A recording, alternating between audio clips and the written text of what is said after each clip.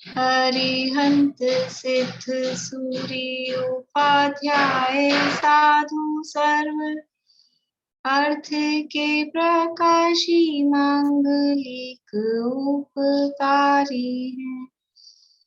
तिन्ह को स्वरूप जान राग ते भई जो भक्ति काय को नवाए स्तुति को चारी।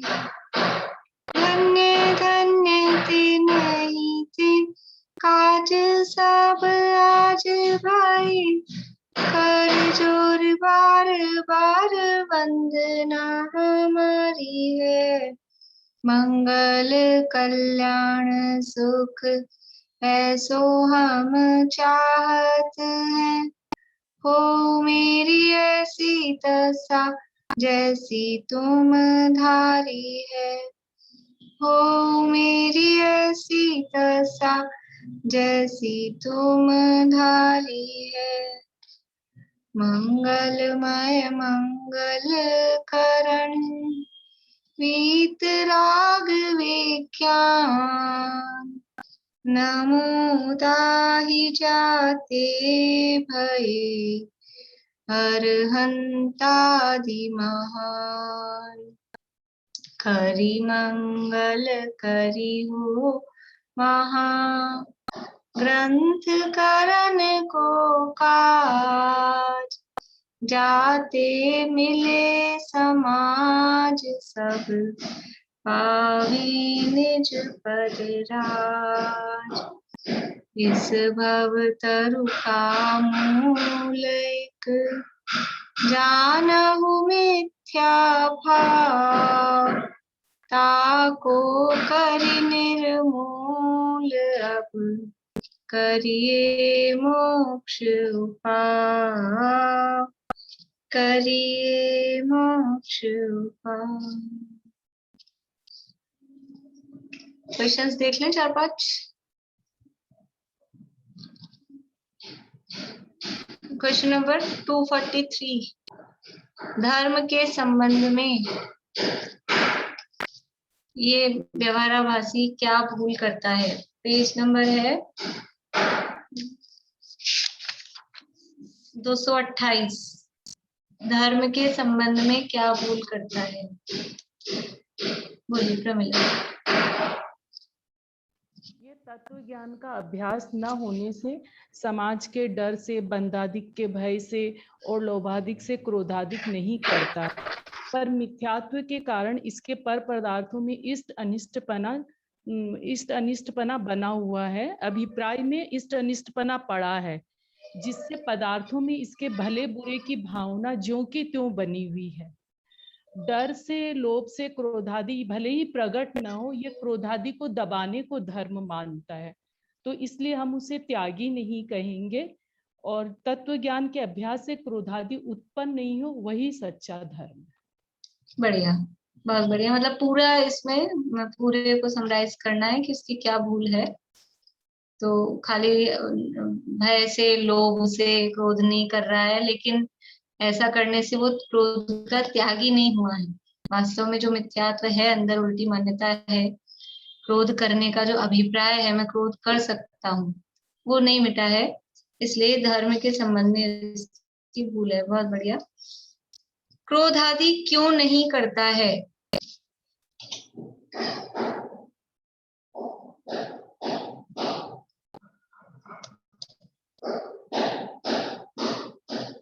तो क्रोध आदि इसलिए नहीं करता, बंधादि का भय और स्वर्ग मोक्ष की इच्छा से वह क्रोध आदि नहीं करता है। बंधादि के भय से और स्वर्ग मोक्ष की इच्छा से। आपके दो रह रहे पहले के 239 और 200 वो रह रहे थे, 240 और 41 वाले। कल वो नहीं पूछे थे आप? कल कर लिए थे ना। मिश्र भाव क्या है, वह किससे होता है, उसकी पहचान किससे, कल हो तो गए थे। ये 241 गुप्ती के संबंध में इसकी मान्यता है, भूल बताइए। और समिति के संबंध हाँ, कल नहीं हुए थे क्या ये? कल नहीं हुए थे? नहीं हुए थे, दो नहीं हुए थे। और किसी को ध्यान नहीं है? मेरे हिसाब से तो कल हो गए थे ये। हुआ था, पर आपने बोला था कि आप 2 प्रश्न और दोगे उसके विषय में। वो सच्ची गुप्ती क्या है और सच्ची समिति क्या है, तो वो जवाब तो कल हो ही गए थे ना उसमें, इसलिए मैंने कहा था आप लोग लिख लीजिएगा प्रश्न। जवाब तो हो ही गए थे। सच्ची गुप्ती क्या है कि वितराग भाव होने पर जहाँ मन वचन काया की चेष्टा ना हो, वो सच्ची गुप्ती है। और सच्ची समिति क्या है, तो वो स्वयं दया पलती है, वो सच्ची समिति है, वो जो बात थी ना।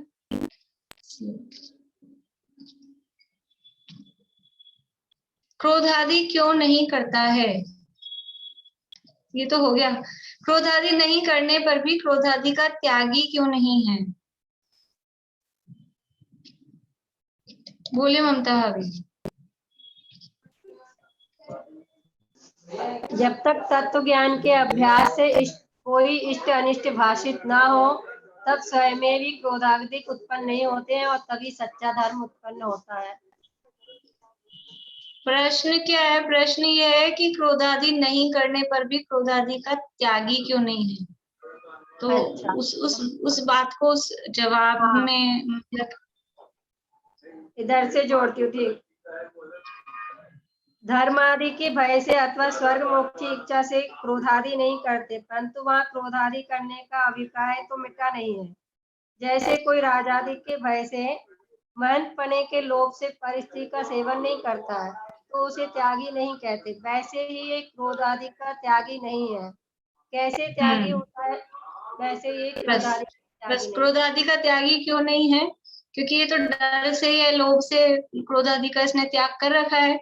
तो वास्तव में क्रोध आदि का अभिप्राय मिटे, उस जो आपने पहले जवाब दिया था उसको थोड़ा सा इधर मोड़ देते आप, तो वो भी जम जाता कि वो जो तत्व ज्ञान का अभ्यास नहीं है, मिथ्यात्व के कारण वो क्रोधादि करने का अभिप्राय अंदर पड़ा हुआ है, इसलिए क्रोधादि नहीं करने पर भी क्रोधादि का त्यागी वो नहीं है। ठीक। क्रोध आदि क्यों उत्पन्न होते हैं या कब उत्पन्न होते हैं और कब नहीं, अथवा पहले इसी प्रश्न का जवाब दीजिए कि क्रोध आदि कब उत्पन्न होते हैं और कब नहीं, बोले पागल।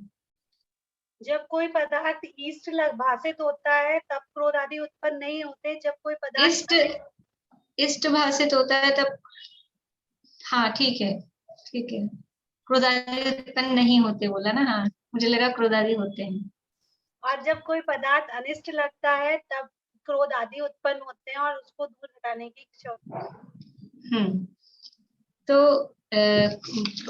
अकेला अनिष्ट लगने पर ही क्रोध उत्पन्न होता है, इष्ट लगने पर क्रोध उत्पन्न नहीं होता। तत्व ज्ञान का अच्छे से अभ्यास नहीं होता है। हाँ, तत्व ज्ञान का अभ्यास नहीं होने पर भी इष्ट लगने पर भी क्रोध आदि उत्पन्न हो सकते हैं। रावण को सीता इष्ट थी कि अनिष्ट, इष्ट थी ना, पर वो जो राम को सीता इष्ट थी कि अनिष्ट, लेकिन वो मतलब कोई पदार्थ वो तो इष्ट ही है। एक्चुअल में तो राग के कारण ही ये जो झगड़ा जो भी होता है ना, उसमें मूल में तो राग ही कारण है, इसलिए दोनों कारण पदार्थ इष्ट अनिष्ट लगने पर क्रोध आदि उत्पन्न होते हैं। और वो भी क्यों लगते हैं इष्ट अनिष्ट, तत्व ज्ञान के अभाव से। तत्व ज्ञान के अभाव से पदार्थ इष्ट अनिष्ट लगते हैं, और जब पदार्थ इष्ट अनिष्ट लगते हैं तो क्रोध आदि उत्पन्न होते हैं। और जब तत्व ज्ञान का अभ्यास होगा तो पदार्थ इष्ट अनिष्ट नहीं लगेंगे, तो क्रोध आदि उत्पन्न नहीं होंगे। अभी इसी जवाब यही आएगा, लेकिन अगर प्रश्न बदल दिया जाए कि सच्चा धर्म कब होता है, तो पूरा जवाब यही आएगा, बस लास्ट में तब सच्चा धर्म होता है। बोलिए मीना चाची इसका जवाब, सच्चा धर्म कब होता है। से आवाज नहीं आ रही आपकी। ज्ञान के अभ्यास से जो भेद ज्ञान होगा उससे ही सच्चा धर्म उत्पन्न होगा। जब पर पदार्थ इष्ट अनिष्ट भाषित नहीं होंगे तब क्रोधादि उत्पन्न नहीं होंगे। क्रोधादि के अभाव का नाम धर्म कहा ना, क्षमा मार्दव आर्दव आर्जव आदि धर्मों की चर्चा है, तो वो कषायों के अभाव पूर्वक जो धर्म है, तो तत्व ज्ञान के अभाव से वो कषाय उत्पन्न नहीं होंगी, तो कषाय जब उत्पन्न नहीं होंगी तभी सच्चा धर्म होगा। चलिए इतना ही कर लेते हैं, फिर आगे के बाद में कर लेंगे।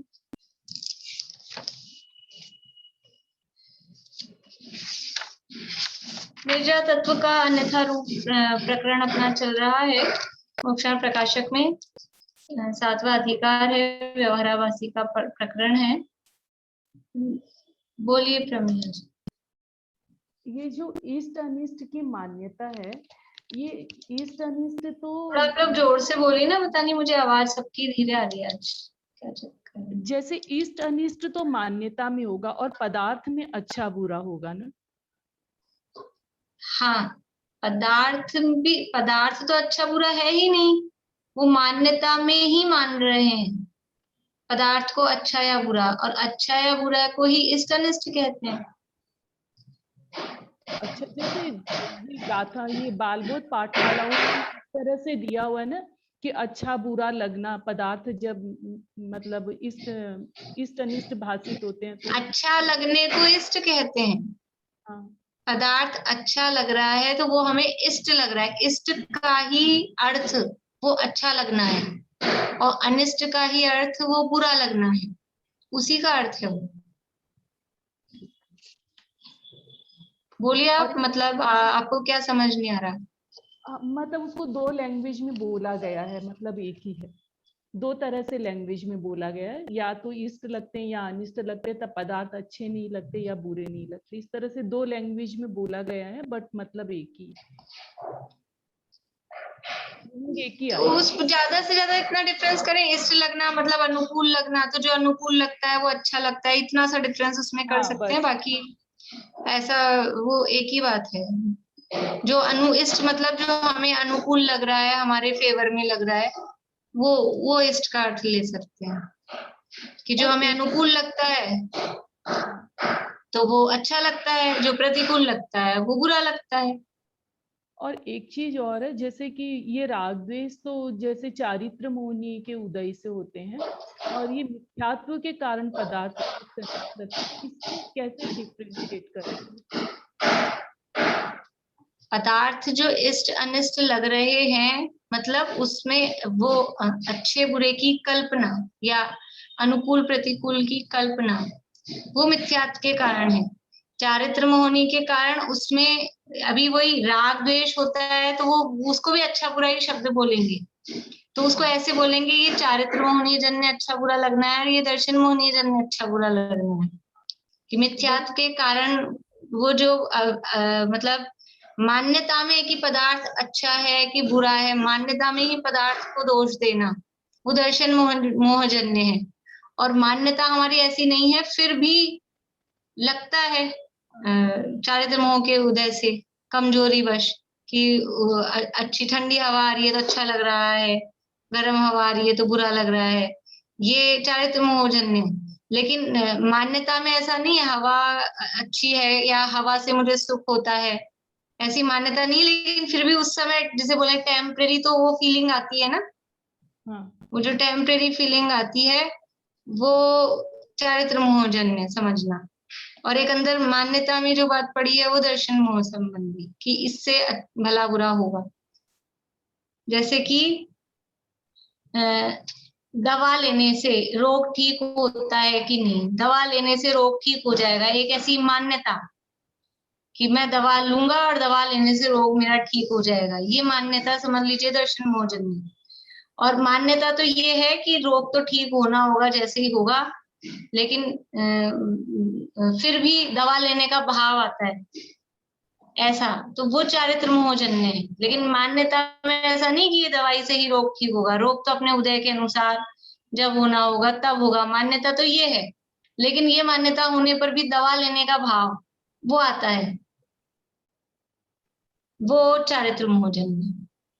आया समझ में थोड़ा डिफरेंस? वो शब्द तो वही आएंगे घूम फिर के, वही इष्ट अनिष्ट भी शब्द आ जाएगा, वही अच्छा बुरा भी आ जाएगा। कभी जब उसको डिफरेंस करना होगा तो उसको इष्ट अनिष्ट को मिथ्यात्व वाला कह देंगे। लेकिन वो मान्यता शब्द आएगा ना उसके साथ में, मान्यता, वो मान्यता मिथ्यात्व जन्य है।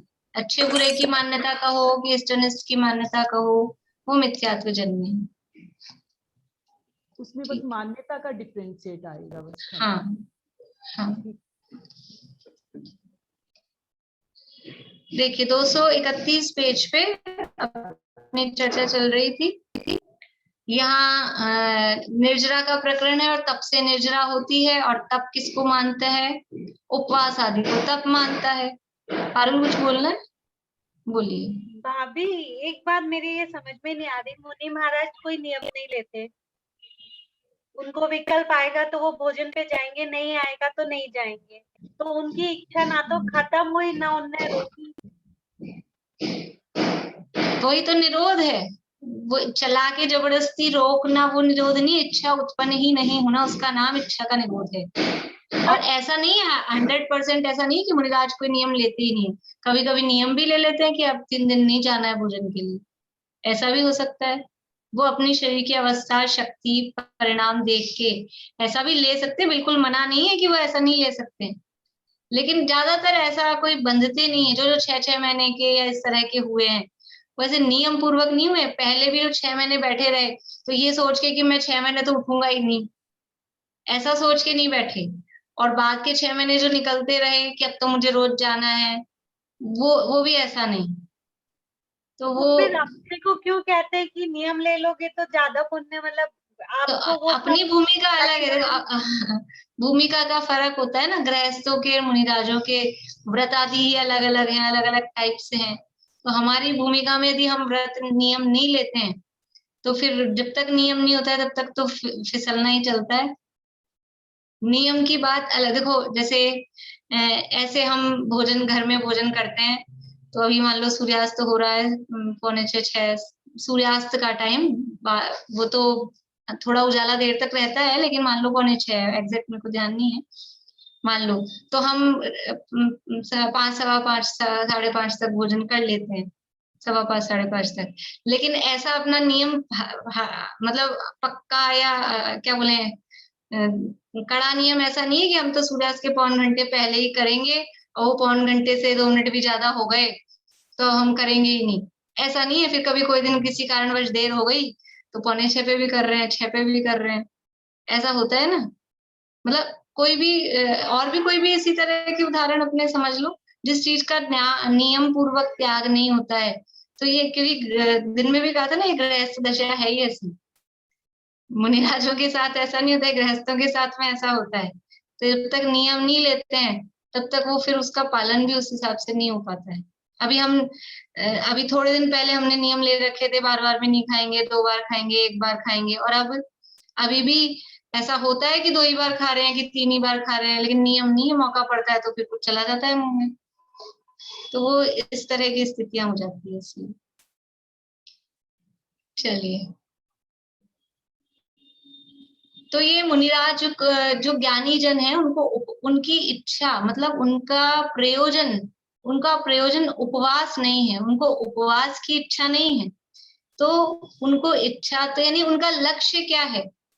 जैसे कि कोई विद्यार्थी होता है, वो विद्यार्थी सोता है कि नहीं, भोजन करता है कि नहीं, नहाता धोता है कि नहीं, और खेलता भी है कि नहीं, खेलता भी है, कभी कभी टीवी भी देख रहा है कि नहीं, वो सब काम कर रहा है। लेकिन जो वास्तव में विद्यार्थी है, उसका सारा काम या उसकी इच्छा या उसका प्रयोजन ना तो सोना है, ना नहाना है, ना खाना है। वो सोता भी इसलिए है कि अरे 10 बज गए रात के, सुबह जल्दी उठ के पढ़ना है, सो जाओ नहीं तो फिर सुबह उठा नहीं जाएगा। या दिन में पढ़ते पढ़ते बहुत थकान हो गई है, नींद सी आने लगी है, तो आधा घंटा अलार्म लगा के सो जाएगा कि थोड़ी देर सो लें तो फिर फ्रेश हो जाएंगे। तो उसका वो सोना, वो उसको सोने का लक्ष्य नहीं है, उसको सोने की इच्छा भी नहीं है, सोना तो चाहता ही नहीं है कि मेरा कोर्स पढ़ा है, लेकिन वो अच्छे से पढ़ाई हो सके इसके लिए वो सोता है। ऐसे ही मुनिराजों को, ज्ञानी जनों को उपवास करने का लक्ष्य नहीं है, उपवास करने की इच्छा भी नहीं है, लेकिन इच्छा तो है जैसे तैसे करके शुद्धोपयोग हो, तो वो उपवास करके होता हो तो उपवास करके, और भोजन करके होता हो तो आहार लेने जाते। तो जैसे भी वो उपवास यानी शुद्धोपयोग बढ़ता है, वो उस तरह का काम करते हैं। यदि उपवास आदि से शरीर या परिणामों की शिथिलता के कारण शुद्धोपयोग को शिथिल होता जाने तो आहार आदि ग्रहण करते हैं। ऐसा वो नहीं है कि नहीं मैं तो मुनि हूं और अब तो मैं आहार लूंगा, लोग क्या सोचेंगे, रोज ही आहार लेते हैं, ऐसा नहीं कि कल भी लिया था आज भी ले लिया, यदि परिणाम शिथिल हो रहे हैं तो आहार ग्रहण करते हैं। देखिए आगे पढ़ना है अपने को प्रश्न 231 नंबर पेज पे। यदि ऐसा है तो अनशनादि को तप संज्ञा कैसे हुई? यदि आप ऐसे कह रहे हो कि अनशन करना ये कोई नियम नहीं है और मुनिराज को इसकी इच्छा भी नहीं है, और तीर्थंकरों ने भी 2-2 से ज्यादा उपवास किए नहीं थे इस तीर्थंकरों ने, तो फिर इसको तप कहा ही क्यों? ये अनशन अवमोदर्य वृत्ति परिसंख्यान इन सबको तप कहा ही क्यों? अनशन आदि की तप संज्ञा कैसे हुई? समाधान, उन्हें बाह्य तप कहा है। अनशन आदि को कौन सा तप कहा है? बाह्य तप। सो बाह्य का अर्थ यह है कि बाहर से औरों को दिखाई दे कि यह तपस्वी है। उन्हें बाह्य, अपन जो पढ़ते हैं ना बाह्य तप की, ये परिभाषा यहाँ से ली, मतलब यहाँ से सीखी है टोडरमल जी से, कि बाह्य तप किसे कहते हैं? कि जो बाहर से लोगों को दिखाई दे, बाहर में जो दिखाई दे उसका नाम बाहरी तप है। और जो अंदर में हो, बाहर से दिखता नहीं है, कोई प्रायश्चित कर रहा है, अब वो प्रायश्चित तो मन में चल रहा है, बाहर से किसी को दिखता है? स्वाध्याय, इसीलिए स्वाध्याय भी अगर ये बाहर की किताब खोलने वाली क्रिया है ना, ये बाहरी है। वास्तव में स्वाध्याय वो अंदर चलता है, वो अंदर होता है, उसके लिए हर समय किताब खुली हो उसका आवश्यकता भी नहीं है। अभीक्ष्ण ज्ञानोपयोग, वो निरंतर चलने वाली क्रिया, निरंतर भी चल सकता है। तो जो बाहर से दिखाई दे, बाहर से औरों को दिखाई दे कि ये तपस्वी है, बाहर से किसी को तपस्वी कब कहेंगे? स्वाध्याय कर रहा है, ध्यान कर रहा है तो तपस्वी कहते हैं? कि 2-4-10 दिन के उपवास किए हों, रस छोड़ के खाया हो, तो तपस्वी कहते हैं। उन्हें बाह्य तप कहा है। सो बाह्य का अर्थ यह है कि बाहर से औरों को दिखाई दे कि यह तपस्वी है। परंतु आप तो फल जैसे अंतरंग परिणाम होंगे वैसा ही पाएगा। मतलब आप तो मतलब वो खुद जो व्यक्ति उपवास कर रहा है वो फल कैसा पाएगा? कि जैसे परिणाम होंगे वैसा उसको फल लगेगा। बाहर से खाली भोजन नहीं किया और परिणामों में संक्लेश हो रहा है तो कोई बढ़िया फल मिलने वाला नहीं है। आप तो फल मतलब वो व्यक्ति फल जैसे अंतरंग परिणाम होंगे वैसा ही पाएगा, क्योंकि परिणाम शून्य शरीर की क्रिया फलदाता नहीं है। तो मतलब ये सूक्ति वाक्य जैसा है। संस्कृत में भी इसकी सूक्ति है, न ही प्रतिफलंती परिणाम शून्य, ऐसा कुछ संस्कृत में भी सूक्ति है। परिणाम शून्य क्रिया, बोलिए आंटी, परिणाम शून्य शरीर की क्रिया फलदाता नहीं है। ये वो स्तोत्र है ना, कल्याण मंदिर स्तोत्र है, उसमें है मतलब भाव शून्य परिणाम न फलंती वाली बात। हाँ वो मुझे, हाँ वही लाइन उसी की होगी, संस्कृत की लाइन है। फलंती न भाव शून्य, हाँ, नहीं क्रिया प्रतिफलंती न भाव शून्य, न भाव शून्य, ऐसी कोई लाइन है उसमें। तो परिणाम शून्य, परिणाम मतलब केवल हमने शरीर की क्रिया की बाहर से, लेकिन उसका जो भाव था उपवास का, अभी आगे बता रहे हैं उपवास अविज्ञेय कि कषाय विषय और आहार तीनों का त्याग जहां हो तब वो वास्तव में वो आहार का त्याग, विषय और कषाय के त्याग के साथ में जो शरीर की क्रिया हुई आहार के त्याग रूप, वो वास्तव में फलदाता है। लेकिन अकेला शरीर की क्रिया तो की, लेकिन परिणाम वैसे नहीं हुए, यानी विषय के और कषाय के परिणाम नहीं छूटे, तो वास्तव में वो जो उपवास का फल है वो उपवास का कोई फल उसको मिलने वाला नहीं है। यहाँ फिर प्रश्न है कि शास्त्र में तो अकाम निर्जरा कही है, वहां बिना इच्छा के भूख प्यास आदि सहने से निर्जरा होती है, तो फिर उपवास आदि द्वारा कष्ट सहने से कैसे निर्जरा न हो? शास्त्र में अकाम ही निर्जरा कही है कि हमने बिना विचारे ही हमने कुछ समझ लो कोई त्याग हो गया, कुछ छूट गया, उसी में निर्जरा कही है, तो फिर यहाँ क्यों नहीं कहे निर्जरा? बोलिए पारुल। परिणाम शून्य का क्या अर्थ होगा? परिणाम शून्य मतलब परिणाम तो जीरो है, आपके भाव तो वैसे है नहीं और केवल आप शरीर से क्रिया कर रहे हो।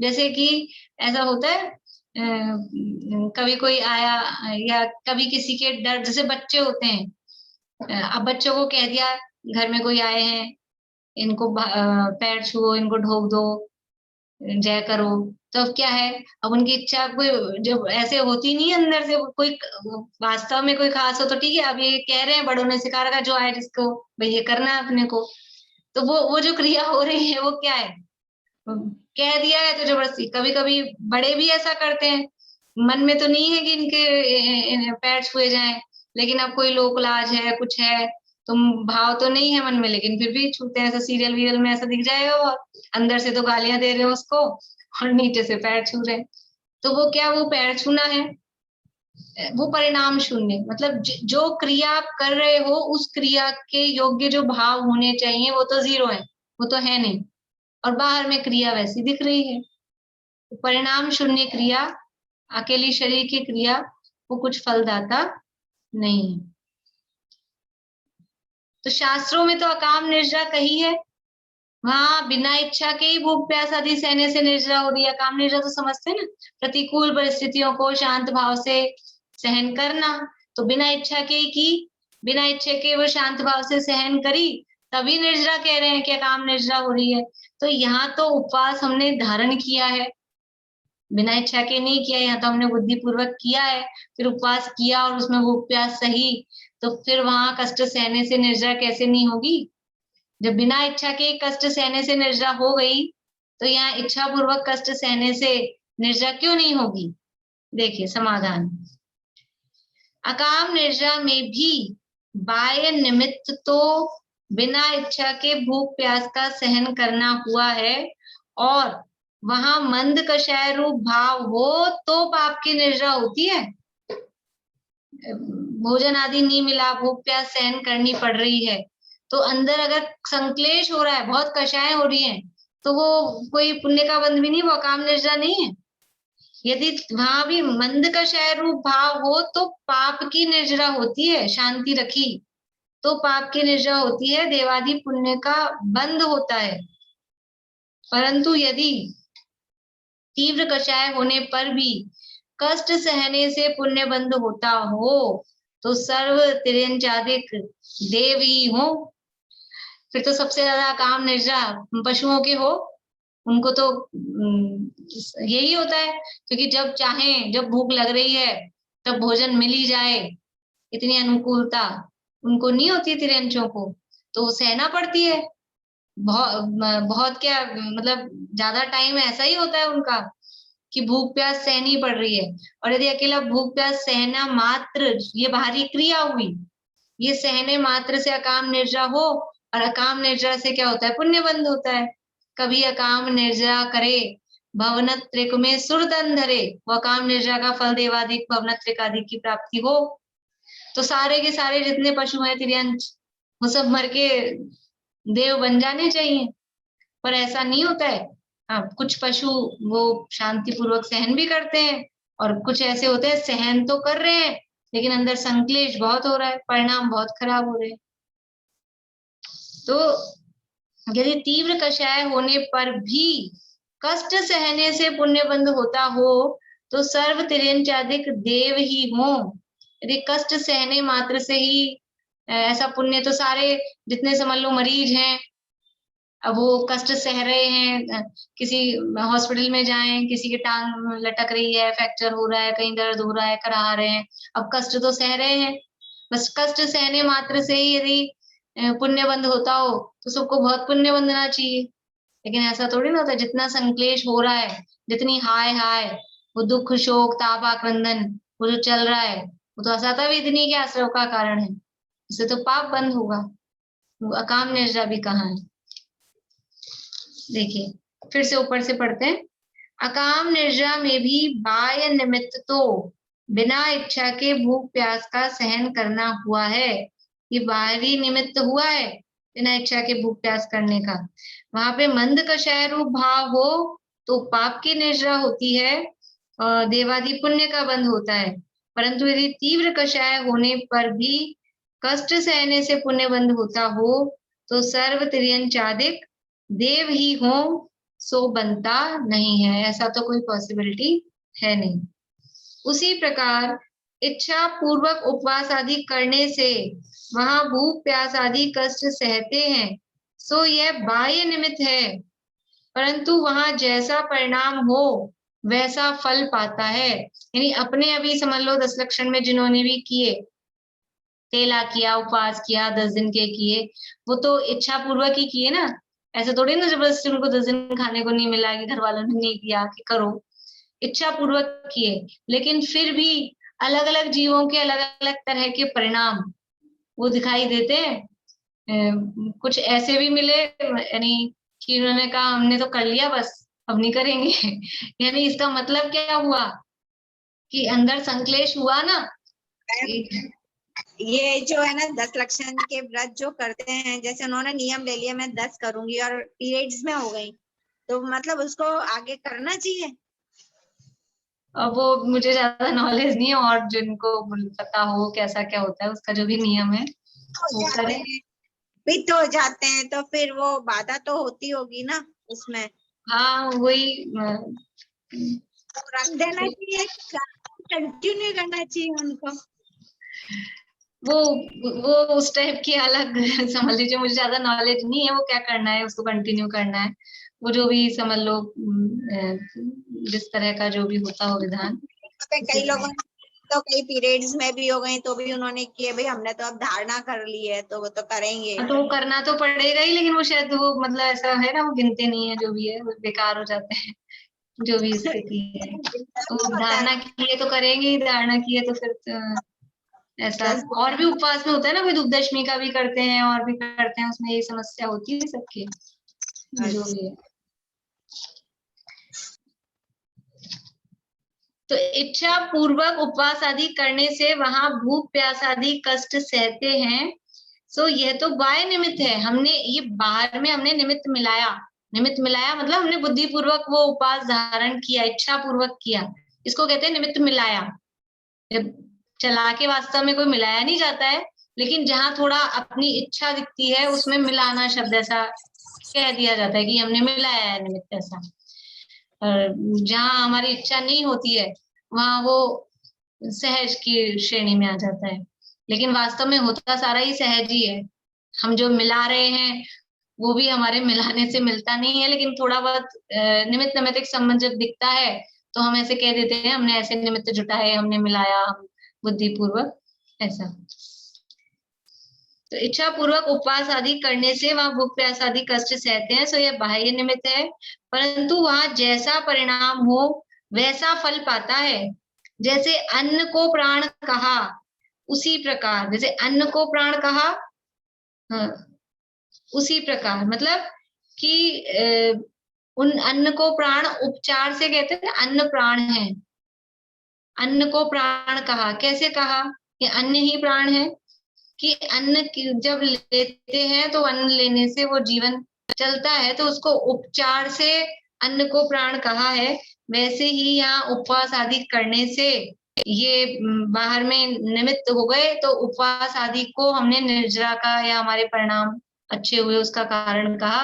वास्तव में तो वो जो निर्जरा हुई है या जो पुण्य पाप का जो भी बंध हुआ है वो अपने परिणामों के अनुसार हुआ है। यदि परिणाम अच्छे रहे तो उसमें अकाम निर्जरा हुई, पुण्य का बंध हुआ, और परिणाम बिगड़ गए, संक्लेश हो गए, तो पाप का बंध है। तो वो बंध तो हुआ है एक्चुअल में परिणामों से, लेकिन उसका उपचार किस पे किया? उपवास पे। जैसे कि जीवन तो चल रहा है आयु कर्म के उदय से, लेकिन उपचार किस पे कर देते हैं? अन्न पे। अन्न को प्राण का, अन्न है 10 प्राणों के नाम पता है आप लोगों को? 10 प्राणों के नाम पारुल बोलिए, 10 प्राणों के नाम पता है? कहाँ गई पारुल? बोलिए वर्षा भाभी। 5 इंद्रिय, 3 काय, मन वचन काया, और श्वासोश्वास और आयुष। बोलिए मुना भाभी। 10 प्राण, 5 इंद्रिय। हाँ हाँ भाभी, 5 इंद्रिय, मन वचन काय, और श्वासोश्वास, हाँ, आयु, आयु, हाँ, हाँ, आयु, 5 इंद्रियां और 3 मन वचन काया, 8 8, आयु और श्वासोश्वास, ऐसे ये 10 प्राण होते हैं। इसमें अन्न आया कहीं? अन्न का नाम आया कहीं? या अन्न का नाम तो है ही नहीं। फिर अन्न को प्राण नहीं। दुनिया में तो कहा जाता है कि अन्न प्राण है, ऐसा कहा जाता है। तो वो उपचार से, क्योंकि ये समझ लीजिए इंद्रियां हैं या आयु के चलने में वो ऐसा निमित्त नैमित्तिक उसमें संबंध देखा जाता है। तो उपचार से, अकेला अन्न कोई नहीं, धन, धन को भी प्राण कहते हैं। 11वां प्राण अन्न और 12वां प्राण धन। तो धन, धन तो कहीं से भी, धन को कोई खाता है? उससे अभी भोजन से तो जीवन चलता हुआ दिखता है किसी भी रूप में। और धन से, कि वो भोजन उस धन से आता है, तो उसका उपचार और उस पे करके धन को भी प्राण कहा जाता है। तो ये उपचार की भाषा चलती है दुनिया में भी और जिनवाणी में भी। ऐसे ही यहाँ उपवास को बाहर से वो दिखता है और उपवास से ये परिणामों का निमित्त नैमित्तिक संबंध होता है, इसलिए उपवास को भी तप या निर्जरा का कारण कहा जाता है।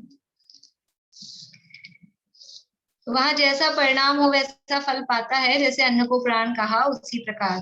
तथा इस प्रकार बाह्य साधन होने से अंतरंग तप की वृद्धि होती है। ये बाहर में ये साधन, साधन मतलब ये कुछ वही हमने निमित्त जुटाया, तो ये बाहर में ये कुछ साधन बना, तो उससे अंतरंग तप की वृद्धि होती है। हमने कुछ इस तरह का किया, जुटाया, इस तरह की व्यवस्था की, कि क्या व्यवस्था की कि हमने आज भोजन का त्याग किया। तो भोजन का त्याग किया तो मन, अंदर से भी मन में ये रहता है, हाँ आज भोजन नहीं करना है, तो आज हमको स्वाध्याय करना चाहिए, ध्यान करना चाहिए।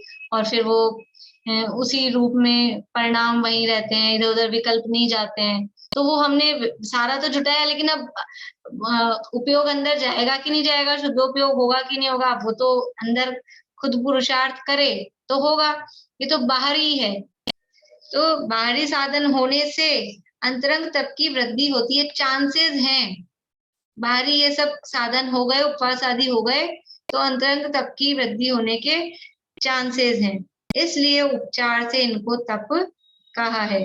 परंतु यदि बाह्य तप तो करे और अंतरंग तप ना हो, तो उपचार से भी उसे तप संज्ञा नहीं है। बाहर में तो अब कोई गुस्से में भोजन कषाय में आके आज मुझे भोजन करना ही नहीं है, और कषाय में आके भोजन नहीं किया, तो क्या वो उपवास, वो तप है? बड़ा तपस्वी है। कषायों में भी ऐसे होते हैं, दिन भर भोजन नहीं करें कि कुछ नहीं खाएं, ऐसा चलता है दुनिया में। तो क्या वो तपस्वी है? फिर वो अगर कषायवश होकर ऐसा काम किया बाहर में, तो वो उसको उपचार से भी तप संज्ञा, उपचार से भी तप कब कहेंगे कि वो निर्मल परिणाम, कषायों की मंदता पूर्वक वो बाहर की क्रिया हो और अंदर में वो शुद्ध या शुभ परिणाम हो, तो उसको उपचार से तप की संज्ञा दी जाती है। कहा भी है, कषाय विषयाहारो त्यागो यत्र विधीयते उपवास स विज्ञेयः शेषम लंघन कम विदुः। कषाय विषय और आहार, कषाय विषयाहारो, कषाय विषय और आहारो यानी आहार, त्यागो इनका त्याग, यत्र जहां पर, विधीयते यानी जहां किया जाता है, जहां होता है, उपवास स विज्ञेय है, स यानी वह, उपवास, विज्ञेय यानी जानना चाहिए, उसको उपवास जानना चाहिए, वो उपवास है। शेषम लंघन कम विदु, बाकी सब जो कुछ भी हो रहा है, मतलब उपवास के नाम पर, बाकी जो कुछ हो रहा है मतलब उपवास के नाम पर जो क्रियाएं हो रही है, अगर ये 3 काम हो रहे हैं तो उपवास है। क्या क्या? कषाय का त्याग, विषय का त्याग, आहार का त्याग, तब तो उसको उपवास कहेंगे। और यदि ये तीनों नहीं है, तो अब जो भी कुछ हो रहा है, अकेला आहार का त्याग, उसका शेषम लंघन कम, उसको लंघन विदु यानी कहते हैं, जानना चाहिए। ऐसा उपवास और लंघन की परिभाषाएं दी है। अपने प्राकृतिक चिकित्सालय है ना, कोई इलाज के लिए जाए तो वहां सबसे पहले क्या कराते हैं, वो लोग शब्द भी बिल्कुल प्रॉपर यूज में लेते हैं, वो उपवास नहीं कहते उपवास करो, वो कहते हैं लंघन। 3 लंघन, 2 लंघन, 1 लंघन, जिसका जैसा हो समस्या, सबसे पहले लंघन कराते हैं। लंघन कराते हैं मतलब हमारी तरफ से केवल आहार का त्याग है, विषय भोग कितने भी भोग हो उसकी मनाही नहीं है। टीवी देखो, घूमो फिरो, जो भी करना है जो करो, हिंसा आदि का कोई वही नहीं है, लेकिन बस भोजन नहीं करना है। और अपने यहाँ धार्मिक दृष्टि से, तप की दृष्टि से किया जाता है, तो भोजन का त्याग कर रहे हैं तो फिर विषयों का त्याग। अभी लोग समझते ही नहीं कि पंचेंद्रिय के विषय क्या है। 10-10 दिन के उपवास करते हैं, 3 दिन का तेला करते हैं, और वो मेहंदी मंडाना, पूरा अच्छे खासे गहने पहन पहन के सज संवर के निकलना, ये सब क्या है? वो विषय, उसको विषय ही नहीं गिनते हैं, उसको विषय ही समझ में नहीं आता कि ये विषय है क्या पंचेंद्रिय की। विषय का मतलब अकेला टीवी देखना ही विषय समझ में आता है, और वो टीवी भी नहीं छूटता है, पिक्चर भी देखते हैं लोग। बोलिए चाची। मैं बोल रही हूँ कि इसमें मेहंदी नहीं लगाना चाहिए कि 10 उपवास जो लेडीज करती हैं 8वें दिन उनके मेहंदी लगती है या 7वें दिन लगती है, तो फिर तो वो लेपाहार में आ जाएगा ना, वो तो मेहंदी लेपाहार भी होगा, और फिर वो कितनी अशुद्ध होती है, कब की तो पिसी हुई होती है। हाँ, भोजन का तो त्याग किया, और वो इतनी अमर्यादित मेहंदी, हाँ वो खुद थोड़ी ना कूट पीस के तो बना रहे हैं, वो सब इतनी अमर्यादित होती है। श्रृंगार का प्रतीक है, श्रृंगार का प्रतीक है, तो वो सब यानी अब क्या है कि लोगों को ऐसा लगता है कि सुहाग का प्रतीक है, लेकिन कोई इसी से थोड़ी ना वो है। 10 दिन तो निर्वृत्ति के दिन होते हैं, परिग्रह से जैसे हाँ। हो वैसे निर्वृत्ति हो, इधर परिग्रह को दिखाने का काम और करते हैं तो यानी मतलब किसे कहना विषय, किसे कहना कषाय, यही नहीं पता। इसी का नाम नहीं, अकेला आहार का त्याग करते हैं, और भी सब चलता है। वो ऐसे रहा तो जाता नहीं है, वो नींबू रगड़ते हैं, घिया घिसते हैं, घी की मालिश भी हो जाती है, वो सब भी होता है 10 दिन वालों के साथ में, तो 3 दिन वालों के साथ भी होता है। तो वो हुआ कहाँ वास्तव में? दूसरी टाइप से लिया, कुछ और किया। तो यदि नहीं थी ताकत, नहीं थी क्षमता, तो किसी ने, डॉक्टर ने थोड़ी ना कहा था जबरदस्ती कि आप करो ऐसा। क्योंकि फिर परिणाम रहते नहीं है, परिणाम बिगड़े बिना रहते नहीं है। वो थोड़ा मान कषाय में आ जाओ आप, तो वो बात ठीक है, नहीं तो परिणाम उस तरह से ना फिर स्वाध्याय में मन लगता है। अभी यानी ऐसा मैंने देखा, 10 दिन के उपवास करें, उनके लिए तो विनतियां रखी मंदिर में, अब लोग विनतियां गा रहे हैं, उनसे बैठा ही नहीं रह जा रहा, वो उठ के घर चले गए। तो फिर लोगों ने देखा जब यही गए तो हम किसके लिए गा रहे हैं, अपन भी बंद करो। किसके लिए रखी थी विनतियां? अब आपसे बैठा ही नहीं रहा जा रहा है, तो फिर क्या शरीर में इतनी शिथिलता है, फिर क्या मतलब है? तो यदि बाह्य तप तो करे और अंतरंग तप न हो, तो उपचार से भी उसे तप संज्ञा नहीं है। जहाँ कषाय विषय और आहार का त्याग किया जाता है, उसे उपवास जानना, शेष को श्री गुरु लंघन कहते हैं। आप ये कह रहे हो तो फिर ठीक है, यदि ऐसा है तो हम उपवास नहीं करेंगे, इससे अच्छी और क्या बात है। आपने अच्छी बात कहा दी, बता दी, वैसे भी हमसे होता नहीं था, और आपने ये कह दिया कि ऐसे तो कोरा लंघन होता है, तो यदि ऐसा है तो हम उपवास आदि नहीं करेंगे। ये अच्छी शिक्षा आपने दे दी। थोड़ा पहले बता देते, 15-20 दिन, महीने भर पहले, तो हम और आराम में हो जाते। करते ही नहीं, जो एक आध दो किए वो भी नहीं करते। देखिए जवाब पढ़ लेते हैं थोड़ा सा।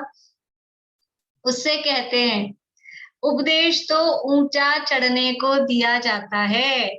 ये जो उपदेश दिया जा रहा है कि आप सच्चा उपवास क्या है, कि अकेले आहार का त्याग सच्चा उपवास नहीं है, ये हमने बताया। तो आपकी जो कमी रह गई थी उसको ठीक करते, हम उसको बंद करने को नहीं कह रहे, अपनी कमी सुधारने को कह रहे हैं। तो उपदेश हमेशा ऊंचा चढ़ने के लिए दिया जाता है। तू उल्टा नीचा गिरेगा तो हम क्या करेंगे, तो गलत अर्थ लेगा, हम क्या करें? ऐसे होते हैं ना बच्चे लोग बहुत ऐसा करते हैं, कोई बात कहो तो उसमें से अच्छा तो अब ठीक है, इस तरह का अर्थ निकालते हैं। तो उपदेश किस लिए दिया जा रहा है? जो भी जिनवाणी में, शास्त्र में, या और भी दुनिया में भी जो भी उपदेश दिया जाता है, वो हमेशा आगे बढ़ने के लिए दिया जाता है, ऊपर चढ़ने के लिए। अब वो उपदेश दिया तो किसी चीज का निषेध करेंगे कि ये मत करो। जैसे गुरुदेव श्री के प्रवचनों में आता है एक उदाहरण, एक लड़का निमोली खाता था। निमोली समझते, नीम की कड़वी, तो वो कड़वी निमोली खाता था। तो वो खाता था तो उसको किसी ने मना किया कि तू क्या निमोली खाता है, ये निमोली क्यों खाता है, मत खाया कर। तो क्या कहता है वो, निमोली नहीं खाऊं तो क्या जहर खाऊं। अरे निमोली खाने को मना कर रहे हैं तो क्या जहर खाने को देंगे? तेरे घर में अंदर मिठाइयां पड़ी हैं, रसगुल्ले पड़े हैं, टॉफी चॉकलेट पड़ी है, वो खाना। वो नहीं खाएगा, निमोली नहीं खाऊं तो जहर खाऊं। ऐसा उपदेश किस लिए निमोली खाने को मना किस लिए किया था कि तू मिठाइयां खा, अच्छे अच्छे पकवान पड़े वो खा। ऐसे ही यहाँ उपवास करने को मना नहीं किया, लेकिन जो कोरा उपवास कर रहा है उसके लिए मना किया है। तो ये हम तो उपवास ही नहीं करेंगे, उपवास नहीं करें तो क्या भ्रष्ट हो जाए, ऐसा कहता है। उपदेश तो ऊंचा चढ़ने को दिया जाता है, तू उल्टा नीचा गिरेगा तो हम क्या करेंगे। यदि तू मानाधिक से उपवास अधिक करता है तो कर या मत कर। अब अगर वो ऐसी बात कर रहा है ना, जो जिस टोन में बोलता है, तो सामने वाला उसी टोन में बोलता है। जब उसने कह दिया कि हम नहीं करेंगे तो बोल रहे तू कर चाहे मत कर। अब आ गए डांट लगाने पर। कुछ सिद्धि नहीं है। तू यदि इस तरह से उपवास कर रहा है, मान से, भय से, लोभ से यदि उपवास करता है तो कल छोड़ता हाथ छोड़, कर चाहे मत कर, कुछ सिद्धि नहीं है। और यदि धर्म बुद्धि से आहार आदि का अनुराग छोड़ता है तो जितना राग छूटा उतना ही छूटा। देखो, कोई कहे कि हमको शुद्धोपयोग तो नहीं हो रहा, हम उपवास करें कि नहीं करें। अपन अपने लिए पूछें कि उपवास तो शुद्धोपयोग के अर्थ करते हैं मुनिराज, हमको शुद्धोपयोग तो हुआ नहीं, अब अगले साल से 14 पे उपवास करें कि नहीं करें। तो कह रहे हैं कि धर्म बुद्धि से हमने आहार आदि का त्याग किया ना, तो उतनी तो आसक्ति छूटी नहीं, पूरे साल में एक ही दिन छूटती है। उसके अलावा कहाँ छूटती है अपने से, पूरे साल में एक ही दिन तो छूटती, तो वो एक दिन छूटी, उतना ही आसक्ति छूटी, और उतनी आसक्ति छूटी उतनी ही बढ़िया। लेकिन उसको कि मैंने तप किया, कि मैंने धर्म किया, कि इससे मेरे निर्जरा हो गई, वो मानना गलत है। आसक्ति छूटी वो अच्छा है, जितनी आसक्ति छूटी उतना बढ़िया है, लेकिन उसको निर्जरा का कारण मानना है, उसको धर्म मानना, वो वास्तव में उचित नहीं है, उसमें संतुष्ट होना उचित नहीं है। इस तरह से और इसकी चर्चा कुछ होगी तो कल करेंगे, बाकी अभी यहीं पूरा करते हैं। भाभी, अपन हाँ। जब व्रत करते हैं तो अपन अपने को रोक सकते हैं, मतलब अपने विषयों को रोक सकते हैं, और भूखे रहते हैं अपन, उसको भी बलपूर्वक रोक लेते हैं। कुछ कषाय हैं, जैसे गुस्सा जो दिखता है, मान जो दिखता है, उसको बुद्धि पूर्वक अपन कंट्रोल कर लेते हैं। बाकी तो कहाँ मन चला जाता है कुछ पता ही नहीं चलता है।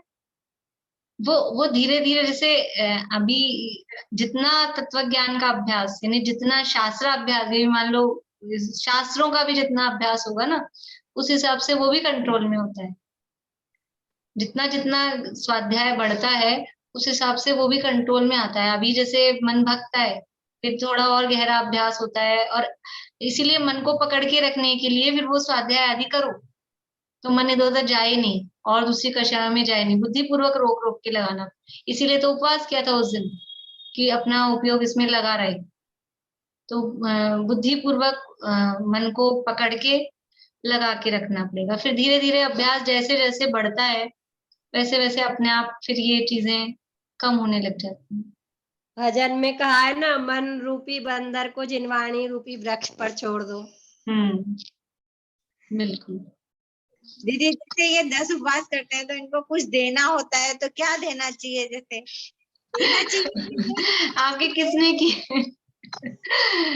ये तो नहीं दे तो नहीं देना चाहिए या देना चाहिए, पहले तो ये बात है। नहीं, दे सकते ना, जिनवाणी दे ना, क्यों नहीं दे। धार्मिक जो भी वस्तु है, जो उसके सबसे बेस्ट तो जिनवाणी होती है, वो स्वाध्याय करे। और कुछ आपको और भी लगता है जिनवाणी तो भी ठीक है। कोई और तो इस तरह का धार्मिक चीज, मतलब धर्म मंदिर के काम आने वाली कोई चीज इस तरह की दें, जैसा भी जिसको जिस हिसाब का देना है वो उस हिसाब की चीज। सब दे सकते हैं। हाँ, विषय का कपड़े लत्ते दिए तो क्या दिया, परिगा मतलब ही बढ़ाया। हाँ वही नहीं है। हुआ? चलिए। आप मेहंदी पूजा लगाने का की सामान दे मना सकते कर हैं रहे कुछ। हैं और लोग बाग कसम दिलवा दिलवा के मेहंदी लगवाते हैं। एक अपने उस ग्रुप में मैसेज आया था, किसी ने फॉरवर्ड किया था, पता नहीं तत्वार सूत्र वाले ग्रुप में, कि 10 दिन मेहंदी लगाएं लेडीज और बिंदी लगाएं। वो आजकल लगाती नहीं है ना। तो 10 दिन के लिए स्पेशली मैसेज आया था, पायल पहने, बिछिया पहने, मेहंदी लगाएं। और पता नहीं किसने फॉरवर्ड किया था। ऐसा है। ठीक है, जो जो सामान्य जो है कुछ चीजें वो हों, लेकिन मेहंदी तो कोई रूटीन की चीज नहीं है ना। बिंदी चूड़ी ये तो रूटीन की चीज है, तो मेहंदी कोई रूटीन की चीज नहीं है। और फिर उसमें मेन तो वही रहता है कितने दिन, वो पिसी पिसाई होती है ना। अपने 3 दिन की मर्यादा की चीजें चलती है। बरसात के दिनों में वो मेहंदी कब का पैकेट होता है, वो तो बाजार से पैकेट रहते हैं। और वो भी कौन लाता है सूखी भी, वो तो बाजार के गुली गुलाई वाले ही ले आते हैं, वही लग जाती है। तो वो तो कब की घुली हुई है, तो कितना जीवों की उत्पत्ति वाली चीजें हैं। इसलिए वो अगर और दूसरी दृष्टि नहीं भी हो तो कम से कम अहिंसा की दृष्टि से ही सही, नहीं करना चाहिए। चलिए, जिनवाणी।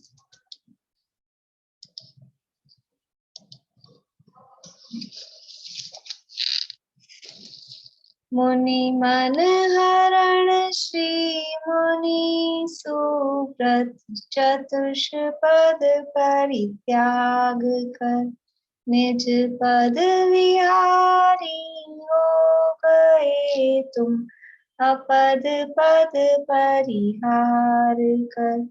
पाया परम पद आपने, निज आत्मा पहचान कर।